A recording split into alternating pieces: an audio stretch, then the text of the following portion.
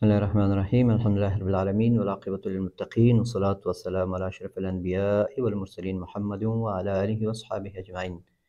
أما بعد، محترم ورونه خويندو، السلام عليكم ورحمة الله وبركاته. دا دی زه انشاءالله احمد بشیر لقماني ستاسو د خوبونو په تعبیر سلسله کې ستاسو خدمت کې حاضر یم.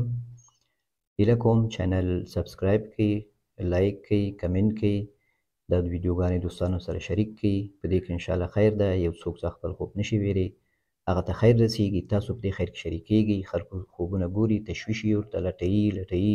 په کتابونو کې دا خوبونه نه تعبیر کیږي، هلته ډېر یو شي لپاره ډېر زیات تعبیرونه وي، نو د انسان ذهن هغه منفي خواته یې بیځي. شیطان کوشش کوي چې د انسان ذهن منفي خواته بوځي، او زموږ کوشش دا ده چې خوبونه ښه تعبیر کړو، ښه طرف ته تعبیر کړو، او که تنبیهي خوب هم وي نو هغه هم په داسې طریقه باندې تعبیر کړو چې مسلمان ته خیر ورسیږي او هغه مطمئن شي. د آخر زمانې خوبونه ډېر مهم دي، مسلمان لپاره د استقامت باعث ده. یو خوب دی ورور لیکلی ده، اورو یې په شریکه.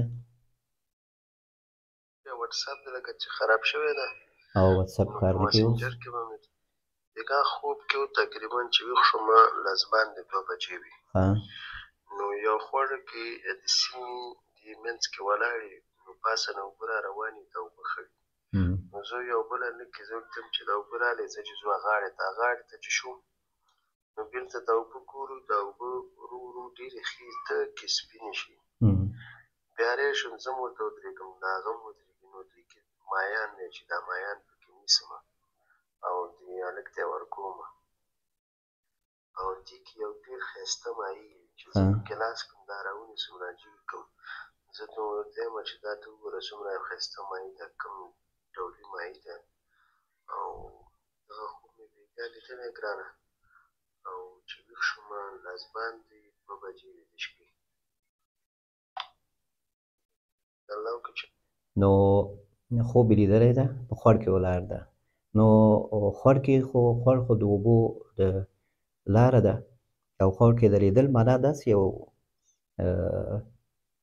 یو معامله، یو کاروبار، یو شی چې هغه د تاوان ویره هم پکې ده، او یو څه وخت کیدای شي د ګټې امکان هم پکې وي. داسې یو کار ته لاس اچول، یو کار ته دې لاس اچولی ده، نو هغه اول کې تا ته لږ سخت ښکاري، خو که ته صبر وکړې، استقامت وکړې، صبر وکړې، ګزاره وکړې، نو انشاءالله درته اسانه کېږي. ته وایې چې اول اوبه خړې بیا وروسته صفا کېږي، نو معنا دا چې دا کاروبار، دا معامله څه ده، دا لږ سخت ده، خطرناک غوندې ده، چې جرأت غواړي، نو خو انشاءالله اسانه کېږي. او دا وروسته مایعانو نیول، دا په دې باندې تعبیر کېږي چې انشاءالله یو ګټه، یو خیر تاته رسېږي. مایعان نیول په اوبو کې، صفا اوبو کې، دا ښه تعبیر لري، په ښه تجارت، په ښه کاروبار باندې تعبیر کېږي. او بیا یو دانه مایع نیول، چې کله انسان په خوب ګوري چې یو دانه ښه مایع نیسي او هغه یې خوښېږي، هغه ځان ته نیسي، دا په ښځه باندې هم تعبیر کېږي. که څه د واده مسله یي، قرضداري وي، واده ته تیاري کوي انشاءالله، څه کاروبار وي، هغه کې الله تعالی برکت اچوي، ځکه څوک چې د واده په نیت باندې یو کار کوي، نو الله تعالی هغه کې برکت اچوي، الله تعالی هغه سره کومک کوي، او دا مشکلو د حاجت رفع کوي انشاءالله.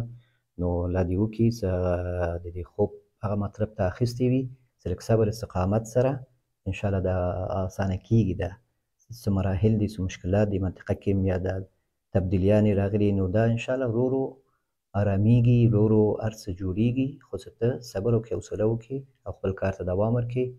والله تعالی اعلم.